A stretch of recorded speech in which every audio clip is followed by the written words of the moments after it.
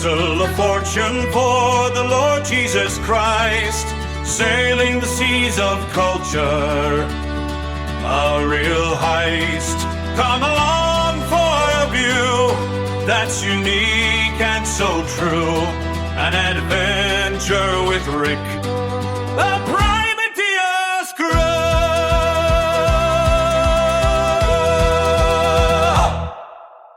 Welcome again, Levitical Kingdom Privateers. I'm Rick, and this is a new segment of our self-governing detailed series. And today we're talking about the Foreign Grantor Trust. Maybe you've never heard of such a thing, but today we're going to talk about it in a different way. This video is about creating a protective mechanism. I would call it a protectorate. It's just as if you were representing a country and other countries came and made treaty with you that if you were ever attacked, that they would come to your protection. That's a protectorate. Another way that we look at the protectorate is in the house establishment realm. When two houses come into union through marriage, you have the groom and you have the bride. When the groom and the bride meet, they are two separate houses. But when the groom and the bride create covenant with one another under Christ, they become one. And in essence, what happens is both houses agree to come to the protection of each other. Okay? Now, that's not commonly what happens in the world that we live in today, but again, we're talking about the Babylonian system as opposed to the kingdom. The kingdom has a natural set of alliances. So this particular piece, I'm going to say, is probably the most confusing to people because we overthink it. And I don't want you to fall into the trap of overthinking it, thinking that somehow you're becoming foreign to the United States, so you're no longer going to be a citizen of the United States. And just these are not true whatsoever. What you're doing is creating a governance. You've already established a house if you're following my process, and having already established your house, that's the private side of governing.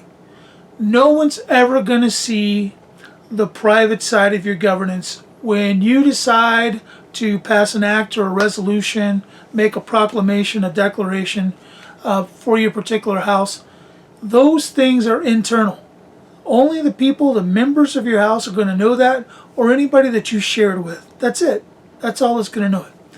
This is the public face of that.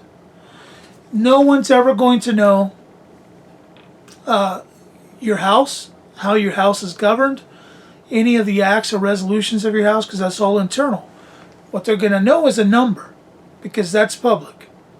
So you're going to get a number to be the public face of your house. Now, neither the house nor the public face are going to be involved in commerce of any kind. Okay, not directly. They're going to govern a commercial vessel. They're going to govern a ship that's going to sail on the seas of commerce. And that we're going to talk about in the next episode. But in this episode, we're talking about two entities, the house, the Foreign Grantor Trust. Neither one of them operate in commerce whatsoever. They only govern the vessel. Okay? So they are, if you will, They are the king of Spain who is sending, or the king of Portugal that is sending Columbus out to the New World. Okay? That is what these are. Your house and your foreign grantor trust are the king sitting on his throne, governing the affairs of his nation, of his house, of his tribe. Okay? Those are purview only to him. They only matter to him.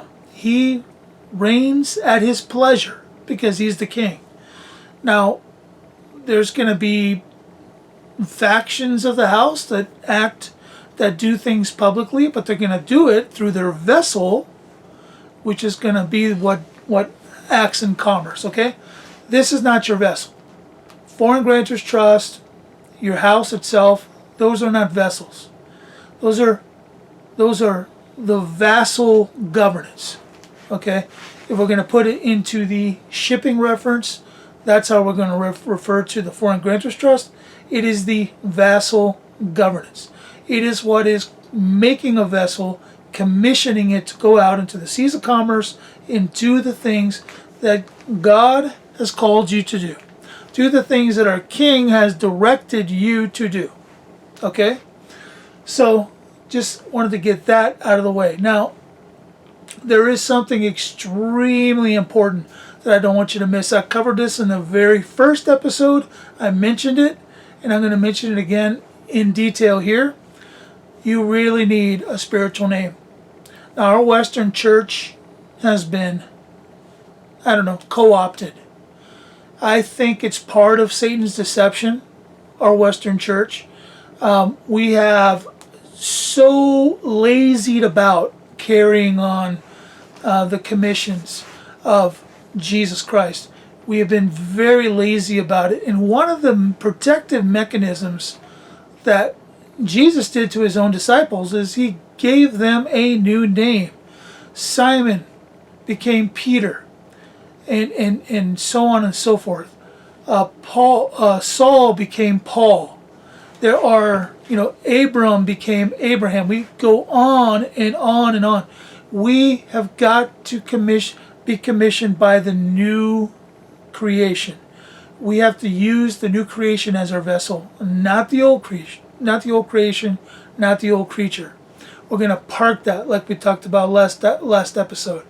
So think about it this way. When you are baptized, you become a new creature. The old is gone. It's been washed away. And the new has come. That is what you're now performing under. Okay? So, even though your baptism, your salvation experience might have been some time ago, and maybe you were not given a new name,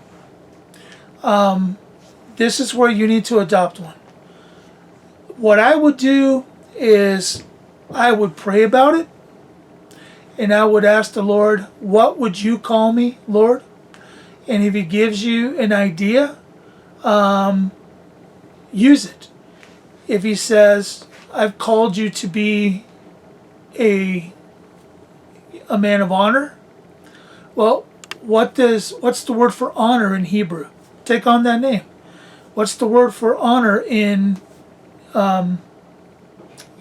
whatever origin, ethnicity, origin that you come from? Take on that name.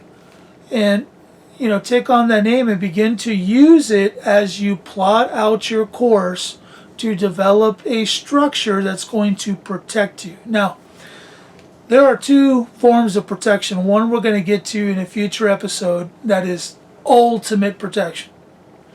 But this is sort of a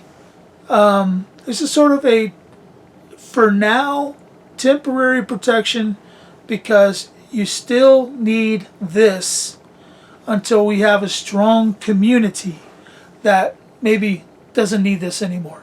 But right now, you need it. So this is what we're going to do.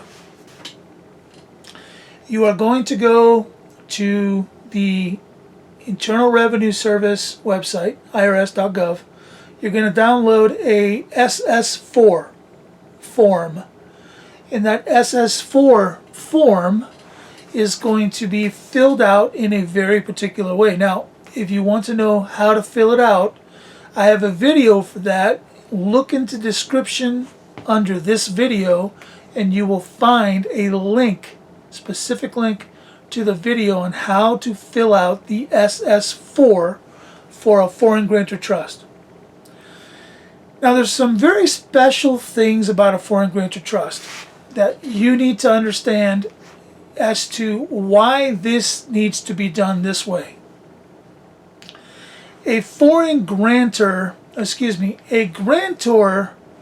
in the domestic sense of trust is one who gives up all responsibility over the things that he grants into the trust.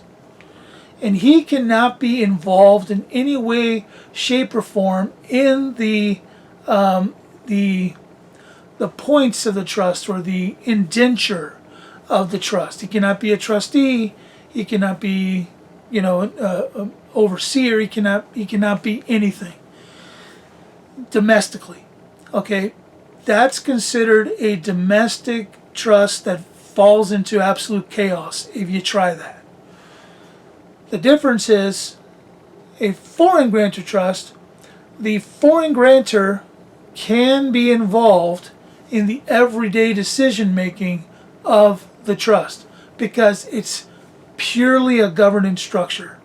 A foreign grantor trust governs the stuff that you're granting into the trust. It's a little bit different. So I need you to understand that first and foremost. So what you're going to do is use the spiritual name to be the responsible party for the trust and fill it out in accordance to the way that my video explains to you to fill it out. Now, you're going to need to stay in touch with me throughout this process, so feel free to reach out to me at c2kreport@outlook.com. That's c2kreport@outlook.com, because not all the time do you get the right number the first time that you apply. There is a very, very detailed, specific way to apply, which is in the Internal Revenue Service Manual. It actually tells you exactly how to apply for this. And I've done many of them. Okay? It actually was the very first way that I used my ministry, DigniChat, was to help people receive a proper foreign grantor trust number. And there's only one number that they issue. One number that they issue that qualifies as this particular kind of trust. And that is a 9-8 number. Hello, Levitical Kingdom Privateers. I need your help. I'm creating a TV series for Rumble about a self-governing family that discovers the systems of the world are conspiring to capture all mankind into a war against the kingdom of Jesus Christ. The immaculate photorealistic pictures I'm showing you are storyboards for this exciting story that I'm writing and directing. Today, there are opportunities through artificial intelligence to shave millions off of movie budgets. A creative team can create awesome theatrical content for nickels on the dollar. With your help, my team can develop content that can teach and inspire people to come out of Babylon. Go and buy me a coffee today to help support my studio. Thanks. Now, I have seen where they issue 9-8 numbers with a 1 after the dash. That's improper because it has to be a 6 or a 7 following the dash in order to be a trust.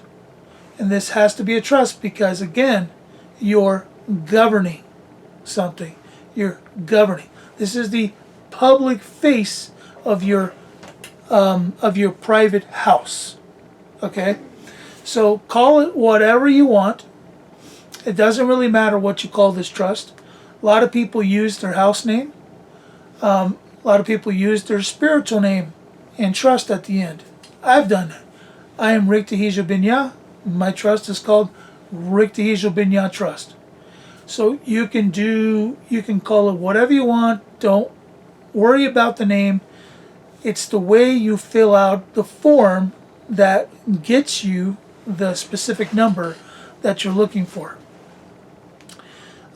So follow those instructions. Now let's talk a little bit about this. Okay, number one, foreign system alliance. Now, what do I mean by that?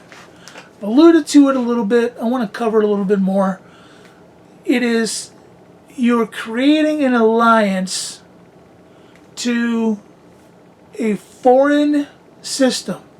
It is essentially the Foreign Grantors Trust is proving that there is a foreign governance that's influencing that trust. So anything connected with that Foreign Grantors Trust, through security agreement, through whatever kind of agreement, through covenant, through whatever it is going to fall under the protections and provisions of the Foreign Grantor Trust. So when you create a ministry, which is going to be the next video, you're going to then create a security agreement between the Foreign Grantor Trust, which governs the ministry, okay, and then the ministry is what's going to do the work. It's going to be the one out there in commerce. So you see, the relationship is governor, governee, right? You have the trust governing, and then you have the governee, the one who's being governed is the ministry. So it gives you a foreign system alliance. What do I mean by foreign? Well, the Babylonian system is a corporate system.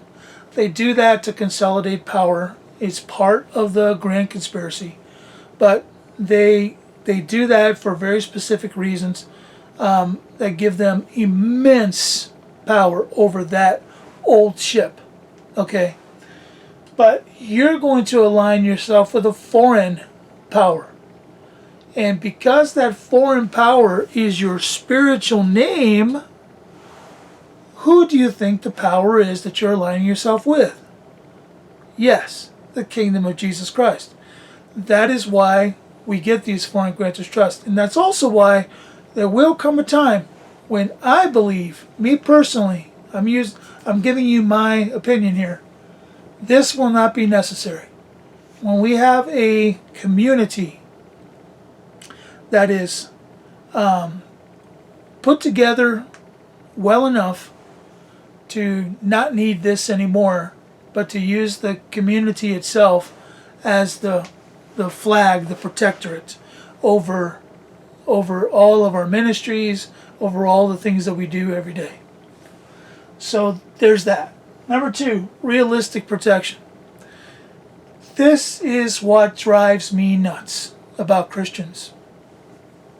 Christians are so ingrained in the fear of the Babylonian system and of the world that the question that they ask anytime we attempt to do anything, even if it's a patriot movement, I've been involved in some, and all I ever heard is, who's going to enforce it?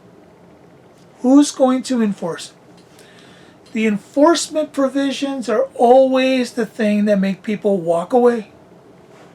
You know what the old let your fingers do the walking, yellow pages thing? Patriots and Christians, we have allowed ourselves to do the walking over the question of protection. Who is going to enforce the laws of the community, the overall community, those of us who are acting as private houses? Who is going to do the enforcement? Well, let me remind you of something. We live in a fallen society. The fallen society is because it's been deceived. The devil's been released to deceive the nations. He is deceiving the nations very well. And because of it, we see the effects of the 1/3 of the fallen entities having influence on this space. And we look at that as if that is the end all for everything, and that there's no way to overcome it. Well, Jesus talks over and over again, and Paul and all the writers of the New Testament tell us over and over again that we are overcomers, and we overcome by the word of our testimony and by the blood of the Lamb. And let me tell you something about the word of our testimony.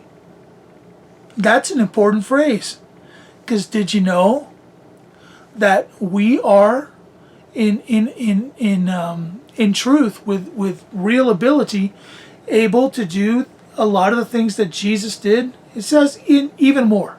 Okay, now I'm not talking about magical stuff. I'm not talking about crazy stuff. I'm talking about stuff that actually pans out biblically, scripturally, scientifically even. Okay, remember the occasion when Jesus is on a ship in the middle of the Sea of Galilee. His disciples are panicking because there's a storm. The ship's about to sink, and they're panicking. Okay, and they're like, why is Jesus so calm?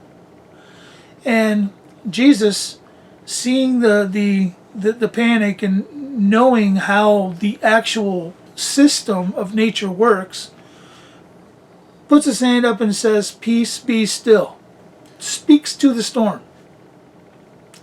He actually wasn't speaking to the storm. He was speaking to angelic hosts that have authority over the storms. That's very responsibility is the storms. This is a fact. There are angelic hosts whose very motion, whose very responsibility is the tempest and the winds and all of that. You don't see it, you don't know it, but it's true. Jesus spoke directly to that particular heavenly host, which, by the way, is 2/3 of the angels. Bad guys only have 1/3, which shows you that it doesn't take very much to ruin everything. It's just that little crumb of leaven that ruins the whole loaf. So, but we have 2/3 of the angelic host as protectors. And if those protectors see the connection to the will and purpose of Jesus Christ our King in the things that we ask and request, they're obliged to move. They're obliged to move. Because if it's His will and His purpose, He's going to, it's their duty to move upon it. But sometimes we have to be the ones that raise it. Okay? That's why we were left here as His ambassadors, as His ministers of reconciliation. We are to reconcile with nature. If we see a situation that needs to be dealt with, and it's the will and purpose of our King Jesus Christ, and we speak to it, it's going to happen. I'm not talking about magic. I'm not talking about, power of words or anything like that. I'm talking about the will and purpose of Jesus Christ. So, realistic protection comes from a realistic God and a realistic King Jesus, who literally left us here to be His mouth, His legs, His arms, His body, okay, in this world. So, please, let's not get stuck on what all the other movements get stuck on. This is a movement about true understanding of heavenly, let's call it, the science of creation, okay, and a true understanding of the physical and spiritual nature of the world that's around us. We have to literally be smarter than the rock that's sitting on the ground across from us. Number 3, community support. This is going to be the ultimate protection. When we as a community of people who have done the same things can come together and begin to create an apparatus for not just enforcement, not just for arbitration or any of the other things that you could imagine, but for everything. Okay? A system where when the Lord blesses, it's put aside, and those put asides are granted to ministries, at some point, in some way, somehow. Okay? I don't know all the pieces. I only know that this is the kingdom. This is the kingdom. He says, ask and you shall receive. I don't know. Am I too stupid that I can understand that asking means I have to, pose a request? So you could probably sense the frustration of having worked with patriot groups in the past that just don't understand the nature of the world that we live in and the nature of the deception that they're literally living in and day out. So, foreign system alliance, realistic protection, and community support. Those are the things that you're going to receive with the Foreign Grantors Trust. And like I said, this is a for now. It's a for now because as our community grows and our system within our community, the apparatus of it or the infrastructure of it grows so that we can take care of the things that we would not have been able to take care of alone. Then we're not going to need this anymore. But for now, apply for it. Go to that link, watch it, listen to it, and get it going, because you're going to need that in the moment that we live in. Regardless of who you are, if you're going to set up this apparatus and self-govern your house, right now, you're going to need this. So that's all about this one. It's a short one. I just want to say everything that we do here at Privateers Volley, it's all about the blood. See you. God bless. Next time.